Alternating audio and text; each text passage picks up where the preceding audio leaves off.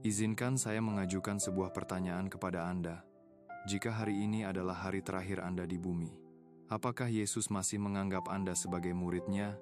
Tidak peduli berapa banyak ayat Alkitab yang bisa Anda hafal, seberapa sering Anda ke gereja, atau seberapa keras Anda berseru amin.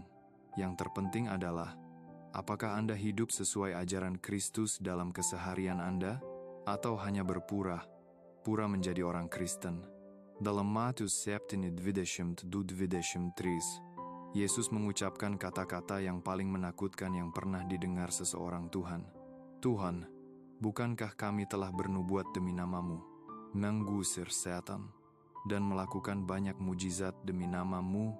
Namun, Dia akan menjawab, "Pergilah dari hadapanku, hai kamu yang melakukan kejahatan. Aku tidak pernah mengenal kamu." Bayangkan bagaimana jika saat Anda akan disambut masuk ke surga, Yesus berkata, "Aku tidak pernah mengenalmu." Kata-kata ini bukan ditujukan kepada ateis atau mereka yang menolak Tuhan, melainkan kepada orang-orang yang yakin mereka sudah selamat, yang rajin ke gereja, menggunakan nama Yesus, dan melakukan perbuatan baik, tetapi tidak pernah benar-benar menyerahkan hati mereka kepadanya. Fokus kita di sini adalah kebenaran, bukan penghakiman.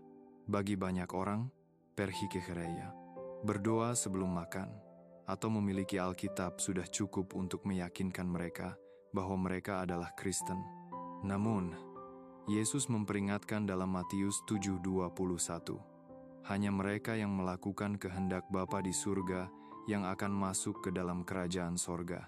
Berikut adalah 6 tanda bahaya bahwa iman Kristen Anda mungkin hanya topeng. Banyak yang mengabaikan tanda-tanda ini karena mereka merasa sudah selamat hanya karena berhubungan dengan kekristenan. Memang Yesus mengundang kita untuk menjadi sahabatnya, tetapi Dia tidak bermaksud agar kita hanya sekadar nongkrong dengannya. Ini bukanlah hukuman, melainkan panggilan untuk bangun. Jika Anda melihat diri Anda dalam tanda-tanda ini adalah kesempatan untuk memeriksa hati Anda dan menyerahkan diri sepenuhnya kepada Tuhan. Mari kita mulai. Pertama, Anda tampak religius di luar, tetapi tidak berubah di dalam. Apakah Anda hanya berakting? Banyak orang bertingkah seperti Kristen di permukaan. Mereka mengucapkan kata-kata yang benar, membagikan ayat Alkitab di media sosial, mendengarkan musik rohani, bahkan melayani di gereja. Tetapi di dalam hati, mereka tetap sama. Yesus menegur keras mereka yang tampak saleh tetapi korup di dalam hati. Dalam Matius 23:27, Dia berkata, "Celaka kamu, hai orang Farisi dan ahli Taurat, kamu munafik. Kamu seperti kuburan yang dicat putih indah di luar, tetapi di dalam penuh tulang belulang dan kotoran." Pikirkan sebuah kuburan yang dicat putih mungkin terlihat indah, tetapi menyembunyikan kematian di dalamnya. Michael, misalnya, adalah seorang pemimpin terhormat di komunitas Kristen. Doa-doa yang fasih dan pengetahuan Alkitabnya membuat semua orang kagum. Namun, di balik itu, hatinya penuh keangkuhan, kemarahan, dan keegoisan. Terikat pada dosa-dosa tersembunyi. Meskipun perilakunya tampak Kristen, hatinya jauh dari Tuhan. Yesus tidak ingin kita hanya terlihat selamat. Iman Kristen yang sejati mengubah hati, bukan hanya penampilan. Menurut 2 Korintus 5:17, bagi mereka yang ada di dalam Kristus, yang lama telah berlalu, dan yang baru telah datang. Jika gaya hidup Anda tidak berubah setelah menjadi Kristen, ada yang salah. Iman sejati membawa perubahan. Tanyakan pada diri Anda, apakah saya berubah di dalam atau hanya berakting berbeda? Kedua, Anda mengaku mencintai Yesus, tetapi tidak mematuhi perintah-Nya. Yesus berkata dalam Yohanes 14:15, "Jika kamu mencintai Aku, kamu akan menuruti perintah-Ku." Ini adalah pernyataan sederhana, namun kuat cinta kepada Yesus ditunjukkan melalui ketaatan. Namun, banyak yang mengaku mencintai Yesus sambil hidup dalam dosa, mengutamakan diri sendiri, dan mengabaikan firman Tuhan, namun tetap menyebut diri sebagai pengikut Kristus. Saya tanya, Apakah Anda akan menerima pernyataan cinta seseorang kepada pasangannya jika mereka berbohong, tidak setia, dan terus-menerus mengabaikan pasangannya? Tentu tidak. Cinta bukan hanya kata-kata. Cinta terwujud dalam perbuatan. Alkitab mengutuk mereka yang mengaku mengenal Tuhan, tetapi menyangkalnya melalui perbuatan mereka. Titus 1:16 berkata, mereka mengaku mengenal Tuhan, tetapi perbuatan mereka menyangkal Dia. Mereka menjijikan, tidak taat, dan tidak mampu melakukan perbuatan baik.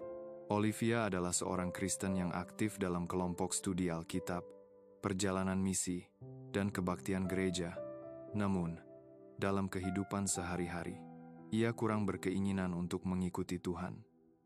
Ia bertahan dalam hubungan yang tidak sehat, mengabaikan keyakinannya, dan mengorbankan prinsipnya. Meskipun ia mengenal Yesus, ketidaktaatannya menunjukkan bahwa ia tidak benar-benar mencintainya. Menjadi Kristen bukan hanya soal percaya kepada Yesus. Itu berarti berjalan mengikuti jejaknya. Lukas 6:46 bertanya, mengapa kamu memanggil aku Tuhan, tetapi tidak melakukan apa yang aku katakan? Jika cinta kita kepada Yesus tulus, kita akan ingin hidup sesuai dengan firman-Nya. Bukan hanya saat itu nyaman. Ketiga, hubungan Anda dengan Yesus kalah penting dibandingkan praktik keagamaan Anda. Agama tanpa hubungan pribadi dengan Kristus berbahaya karena memberikan rasa aman yang palsu. Pergi ke gereja, berdoa, dan memberi persembahan adalah hal-hal baik. Tetapi itu tidak berarti Anda mengenal Yesus. Anda tahu tentang Dia, tetapi apakah Anda benar-benar mengenalnya? Orang-orang Farisi terobsesi dengan aturan dan ritual agama, sehingga mereka mengabaikan hati Tuhan. Yesus menegur mereka dalam Matius 15:8, bangsa ini menghormati aku dengan bibir, tetapi hati mereka jauh dari aku. Richard adalah seorang Kristen yang taat, tidak pernah absen dari kebaktian minggu, memberi dengan murah hati, dan bahkan menjadi diaken. Namun, di dalam hatinya, ia merasa terasing dari Yesus. Ia sibuk dengan aktivitas gereja, bukan dengan Kristus. Keselamatan tidak datang dari agama, melainkan dari hubungan pribadi dengan Yesus. Menjadi Kristen bukan hanya soal label. Itu berarti berjalan bersama Kristus setiap hari, mengenalnya, dan membiarkan Dia mengubah Anda. Keempat, Anda menjadi Kristen hanya saat itu menguntungkan Anda. Banyak yang mengaku mengikuti Kristus selama itu sesuai dengan kepentingan mereka. Mereka memuji Tuhan dan bertindak saleh saat bersama orang Kristen lain, tetapi menyerah ketika menghadapi tekanan, terutama ketika mengikuti Kristus membutuhkan keberanian, pengorbanan, atau melawan arus dunia. Yesus memperingatkan dalam Yohanes 16:33, di dunia ini kamu akan mengalami kesusahan, tetapi kuatkanlah hatimu. Aku telah mengalahkan dunia. Jika iman Anda lenyap saat keadaan sulit, itu bukan iman yang sejati. David adalah seorang pemuda yang dibesarkan dalam keluarga Kristen dan aktif dalam pelayanan pemuda. Namun, saat kuliah, ia menghadapi budaya sekuler yang mencemooh kekristenan. Para dosen menghehek Alkitab, dan teman-temannya mengajaknya ke pesta yang penuh dosa. Alih-alih bertahan, David goyah dan akhirnya berhenti berdoa, membaca Alkitab, dan percaya. Agamanya didasarkan pada kenyamanan, bukan komitmen sejati kepada Kristus. Dalam perumpamaan tentang penabur Lukas 8:13, Yesus memperingatkan tentang mereka yang menerima firman dengan sukacita, tetapi tidak memiliki akar. Mereka percaya sebentar, tetapi saat diuji, mereka meninggalkan iman mereka. Iman sejati tetap teguh dalam kesulitan. Tanyakan pada diri Anda, apakah saya mengikuti Yesus hanya saat itu mudah, atau saya siap melakukan kehendak-Nya, meski harus berkorban? Kelima, Anda lebih peduli pada apa yang dipikirkan orang lain daripada apa yang Tuhan pikirkan tentang Anda. Mana yang lebih penting, Tuhan atau dunia? Banyak orang hidup untuk mencari persetujuan dari teman, keluarga, atau masyarakat, bukan untuk Kristus. Namun, Yesus dengan tegas berkata, dalam Matius 10:33, barang siapa yang menyangkal aku di depan manusia, Aku juga akan menyangkal dia di depan Bapakku di surga. Ini adalah peringatan serius. Jika kita menolak Kristus karena malu, takut ditolak, atau khawatir tentang reputasi kita, kita menempatkan manusia di atas Tuhan. Rebeka adalah seorang Kristen yang teguh secara pribadi, tetapi di tempat kerja atau dalam situasi sosial, ia menyembunyikan imannya. Karena takut dihakimi, ia menghindari pembicaraan tentang Tuhan, tertawa pada lelucon yang tidak pantas, dan tidak membela kebenaran Alkitab. Ia lebih menghargai penerimaan teman-temannya daripada kebenaran Tuhan. Galatia 1:10 bertanya, apakah sekarang saya mencari pujian manusia atau pujian Tuhan? Jika saya masih berusaha menyenangkan manusia, saya bukan hamba Kristus. Jika Anda lebih khawatir tentang apa yang orang pikirkan tentang iman Anda daripada apa yang Tuhan pikirkan tentang hati Anda, itu adalah tanda bahaya. Keenum, Anda tidak benar-benar bertobat dan terus berbuat dosa. Seorang Kristen sejati tetap menghadapi godaan, tetapi mereka melawan dosa, bukan menyerah padanya. Seorang Kristen munafik menolak untuk bertobat dan terus hidup dalam dosa. 1 Yohanes 3:6 berkata, barang siapa yang tinggal di dalam Dia, tidak terus-menerus berbuat dosa.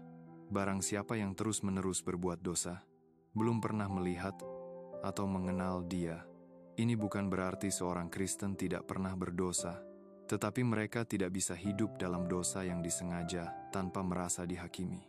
Jika Anda bisa berdosa tanpa merasa bersalah atau terdorong untuk bertobat, apakah Anda benar-benar mengenal Kristus?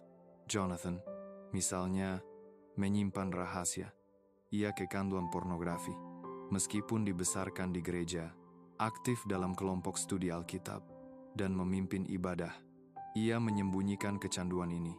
Setiap orang punya kelemahan, katanya, tanpa berusaha mengatasinya. Alih-alih menyesali dosanya, ia membenarkannya. Lama-kelamaan, hati nuraninya menjadi tumpul. Ia tetap menyebut dirinya Kristen, tetapi ia lebih menjadi budak dosa daripada hamba Kristus. Pertobatan sejati bukan hanya menyesali dosa, tetapi berpaling darinya. Kisah Para Rasul 3:19 memerintahkan bertobatlah dan berpalinglah supaya dosa-dosamu dihapuskan. Seorang murid Yesus yang sejati membawa dosanya kepada Tuhan, meminta kuasa untuk mengatasinya, dan tidak mencoba membenarkan atau mengabaikannya. Tanyakan pada diri Anda, apakah saya berdamai dengan dosa saya, atau saya sedang melawannya? Apakah Anda benar-benar mengikuti Kristus dengan tulus? Pesan ini bukan untuk menghakimi Anda, tetapi untuk menantang Anda. Yesus tidak memanggil Anda untuk sekadar menjadi religius. Dia menginginkan hubungan dengan Anda yang mengubah hidup. Berhentilah sejenak dan teliti hati Anda. Apakah hati Anda benar-benar berubah? Atau Anda hanya memakai label Kristen? Apakah Anda mengaku mencintai Yesus tetapi melanggar perintahnya? Apakah hubungan Anda dengan Tuhan tertutup oleh aktivitas keagamaan? Apakah Anda mengikuti Yesus hanya saat itu nyaman? Apakah menyenangkan orang lain lebih penting daripada menyenangkan Tuhan? Apakah Anda terus berdosa tanpa pertobatan yang tulus? Jika Anda melihat diri Anda dalam salah satu tanda ini, sekaranglah saatnya untuk kembali kepada Yesus. Yakobus 4:8 menjanjikan, mendekatlah kepada Tuhan, dan Dia akan mendekat kepadamu. Yesus tidak hanya menginginkan kata-kata Anda, Dia menginginkan seluruh diri Anda, pikiran, hati, dan hidup Anda. Jangan biarkan pesan ini lewat begitu saja. Berdamailah dengan Tuhan sekarang. Carilah Dia, taati Dia, dan kasihi Dia dengan segenap dirimu. Maka, ketika Anda berdiri di hadapan-Nya, Anda tidak akan mendengar, "Aku tidak pernah mengenalmu." Tetapi baik sekali, hamba yang baik dan setia, diberkatilah engkau.